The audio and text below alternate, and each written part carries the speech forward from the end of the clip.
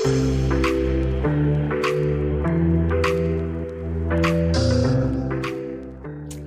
Dethroners, welcome back to the Dethroning Your Inner Critic YouTube channel. I'm your host, Joanna Kleinman, psychotherapist, empowerment coach, and CEO of Dethroning Your Inner Critic Coaching Company.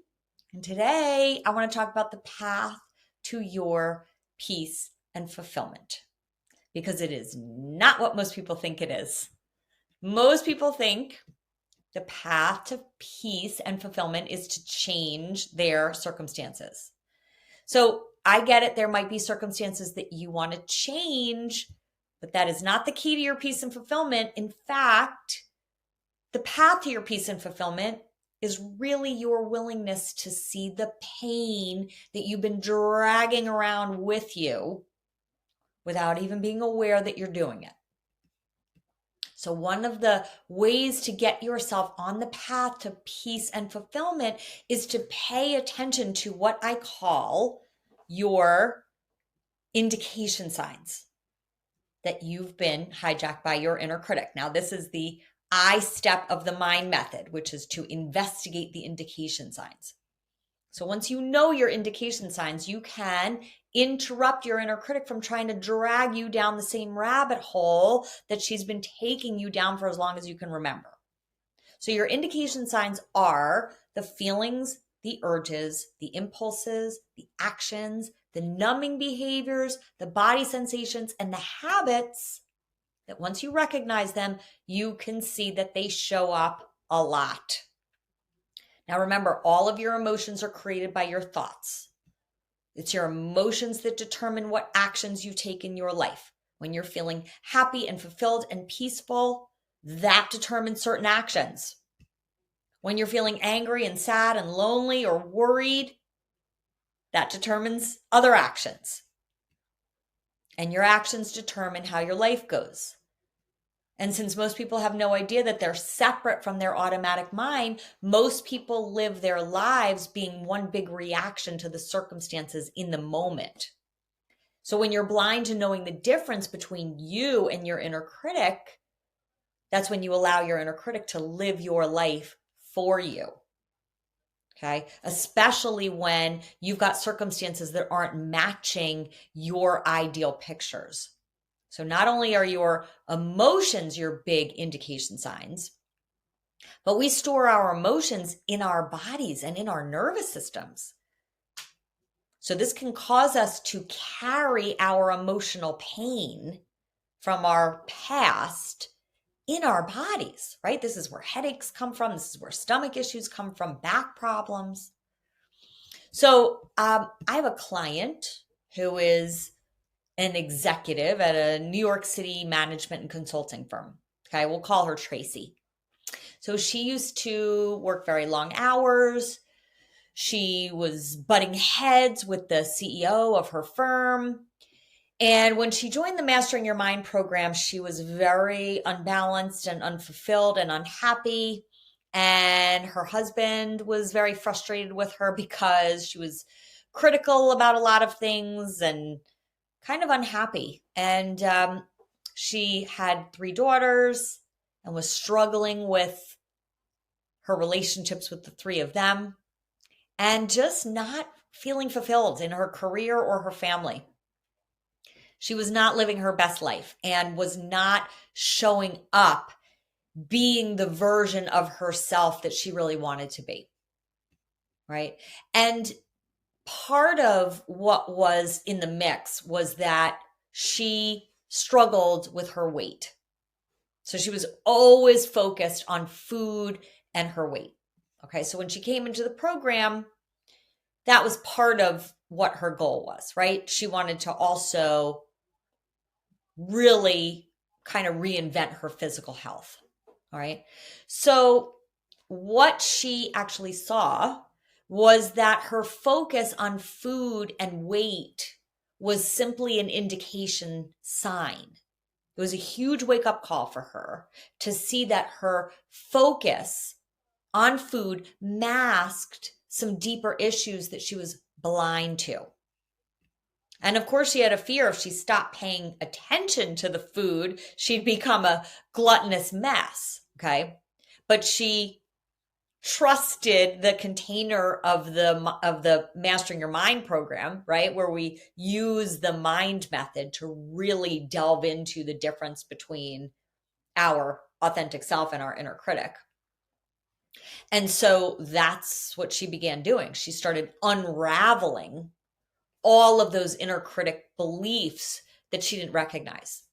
Okay. So here's what happened in her life. She had always considered herself to be a smart and accomplished woman. Okay. But there was a deeper feeling that she had been operating on top of for most of her life and kind of shoving it down. Now, her career success drove her life because deep down, Tracy felt in some way defective, lacking in value. And she didn't even realize that that was an underlying belief, that she was always needing to prove her value within her company, prove her value with other people in her life. And so no matter how much she accomplished, Tracy was never really fully proud and fulfilled. She was never really whole. So when she joined the program and she started deeply connecting with the other 8 women in her cohort, right?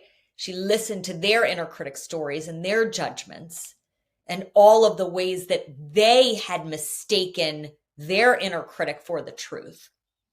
And she saw herself in each one of them. And they, of course, saw themselves in her. Okay. Now, it wasn't, right? Some of the women did not have issues with food or teenage daughters. That didn't matter. For the first time, she could clearly see her inner critic. And she could see that her relationship to food was really stemming from those deeper emotions that she had never seen, right? And when she started seeing this, I mean, she said it was like she had been let out of prison, right? So she started really paying attention to self-judgment, to judgment of others, to shame that she wouldn't let herself see. Now, the most important thing about this realization for Tracy is that for all of us, the way we do anything is the way we do everything. So one step at a time, Tracy noticed that there were so many things that her inner critic demanded of herself and of other people. Her inner critic demanded more recognition from her boss, more appreciation from her husband and children. And the more that her inner critic demanded these things from other people, because, right, she believed that that's what would give her value, the more miserable she was. And she began to actually get clear for herself about why she wanted what she wanted from all of these other people. And that's when everything changed. Okay. And she only saw this from connecting with the 8 other women that she was going through the program with, right? They became her mirror. And for the first time ever in her life, she felt deeply seen and heard and understood. And that recognition to see the identity that she believed was the truth is the very thing that made the most massive shifts for Tracy's life, right? So she then was able to set different boundaries at work, stop being so critical and demanding, first and foremost of herself, and then with her husband and her daughters. And she was so freed up in her deeper relationship with herself that really came from her past, that she saw that past pain was determining the path she was taking in her life. Now, I can tell you, we don't have to dig deep into our childhood wounds. We really only have to pay attention to what life looks like right now and what life feels like right now. because we think we want what we want, whether it's a thinner body or success at work or more money or a loving relationship. We think that that's how we're going to get to feel the way that we want to feel. We believe that having that thing is going to somehow impact us. And that's the big lie. The big lie is that we need things that we can touch or see or have, and that's what's going to make us happy. But that never happens. Not once. Might make us happy for a brief period of time.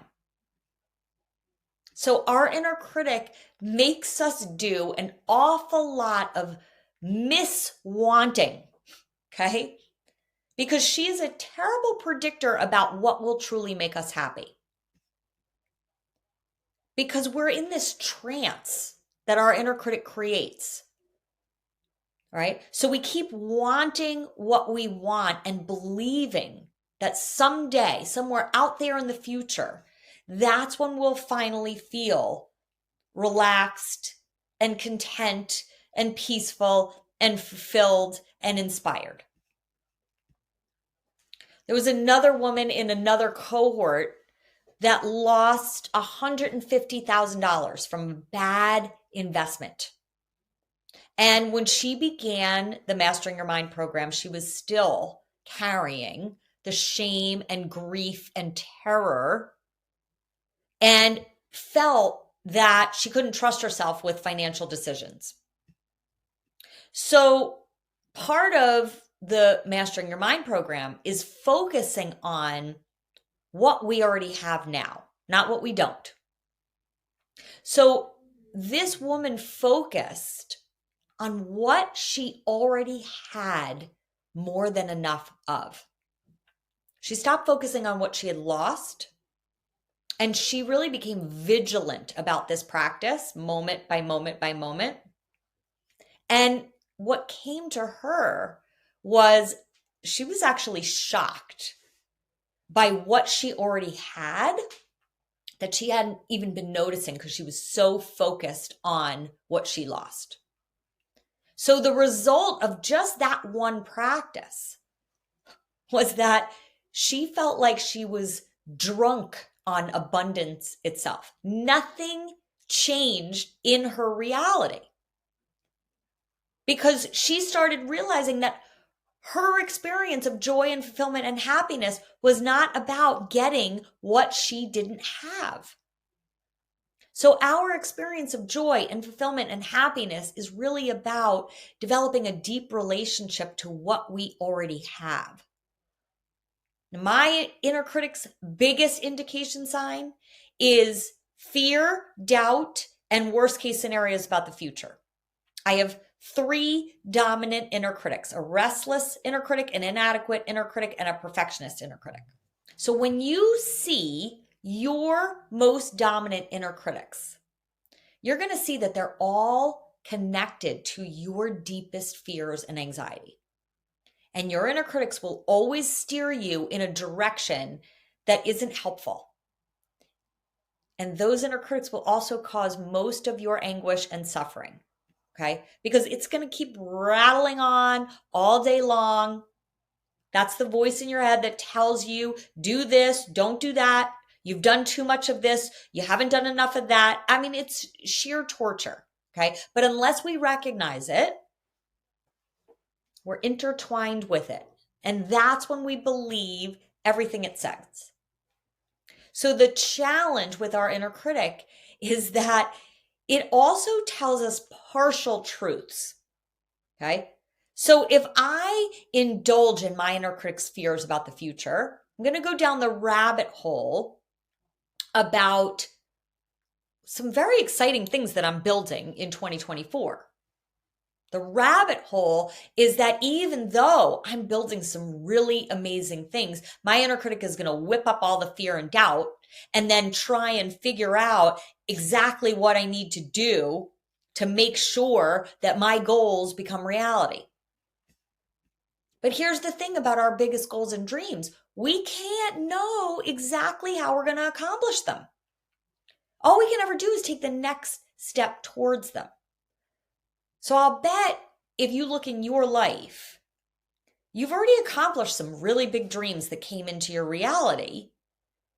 And you can probably see that they came into your reality with a little bit of luck and a little bit of fate and a little bit of being prepared for them to show up when they did. But we can't know how it's all going to go. Right? And when we are caught in that daze of fear and doubt and insecurity, and then believe that our inner critic's judgments and fears are accurate, that's the only thing that's going to block our ability to have almost everything that we want in our life. All right. Now, our inner critic also has an ongoing list of complaints, right? You're a failure. You work too hard. You don't work enough. You're selfish. You're not pretty enough. You're too old. Your skin is too wrinkly. You need to be more of an activist. You need to be less of an activist. You need to make more money. You need to be a better friend. You need to be a better daughter. You need to be a better mother. You need to be a better wife. You need to be a better partner. See, no matter what you do according to your inner critic, you're doing it wrong or you're not doing it good enough. And you can't get it right because her existence depends on correcting you when you do it wrong. Okay? Because that's your inner critic's job. It's actually a developmental necessity. It's a part of the structure of our inner critic. Right? And we all have this developmental structure by the time we're about 4 years old. That's when that filter gets formed and we're always on the lookout for what's wrong, what needs to be fixed or changed, or what's not good enough. Right? So when you begin the practice of naming that as your inner critic, separating from it, right? Treating your inner critic almost like she's like the crazy roommate in the attic. She just lives in your mind. She's going to rattle on all day. And you don't have to engage with her. So using your indication signs allows you to notice the second that you suddenly feel small or paralyzed or ashamed or needy. And to pause and look at what just happened and what is my inner critic making that mean about me, about them, about life. You can start to see the trance that you're caught in. Usually, we've been repeating the same top 10 tunes of our inner critic for so long that we no longer question them. We believe they're true. And we walk through the rest of our day or week or months or years feeling ashamed or in some way deficient or in some way small. Now, awareness can make this completely change. And it is so incredibly liberating when it does. It's literally like being handed a whole new life. And when we stop punishing ourselves for anything from our past, we can really tap into our true, authentic self. And that's when we start asking important questions like, what is the most effective way for me to act right now, given this circumstance? We don't act from fear or defensiveness or anger or shame or embarrassment. We can really start looking, what am I really pulled to do in this lifetime? Right? What is the actual truth right now about me, about this person, about my relationship, about my job, about my career? How can I act in alignment with what is my truth? Right? See, our inner critic is always going to reflect back to us those parts of ourselves that are frozen in our past, and we don't even recognize that we keep reliving our past. So if we experienced any trauma or abandonment or insecurity or loneliness or rejection or sadness, and let's be clear, who of us has not had at least a little bit of all of those things, okay? So that's the part of ourselves that stays as young as we were when we had that original experience. This is why sometimes in your intimate relationships, both of you are acting like two 5-year-olds, okay? So we've all got these run-of-the-mill childhood beliefs. And it's those childhood beliefs that become the patterns of thoughts and feelings that almost all of us have, where we believe that we're not good enough, we're not lovable enough, we're not worthy enough, we're selfish, we're too lazy, we're too demanding, and it goes on and on and on. Our inner critic's identities got fixed in place years ago, and unless we meet our inner critics and start to ask the tough questions, investigate the indication signs, neutralize those never-ending messages, our inner critics remain the ones that are dictating everything in our life. Everything. So when you know the difference between you and your inner critic, everything can change. Your inner critic is always going to be there, waiting to be noticed, waiting to drag you down the rabbit hole. The feelings of anxiety or loneliness or devastation or frustration, okay? They might be triggered by external events, but it's not the event itself that causes those feelings. Those events can never cause your feelings. The sooner you're aware of what lurks deep in the crevices of your inner mind and your heart, the sooner you can see it with clarity. And not just clarity, but eventually you might even be able to have gratitude. Gratitude for being able to see what's still causing you and other people around you pain.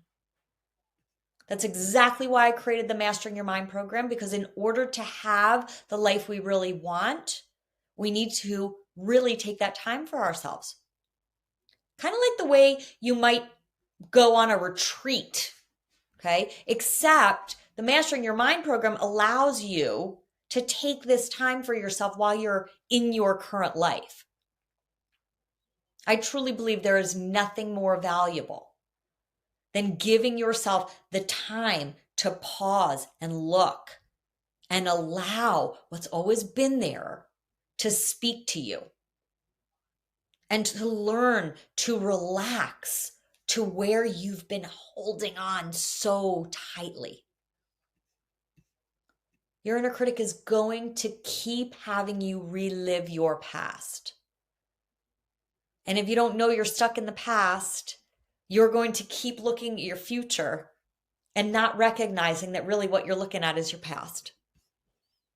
Once you're willing to stop resisting your past, stop regretting it, fighting it, trying to go back in time and change it, right? Which, if there's ever a more useless activity than that, right?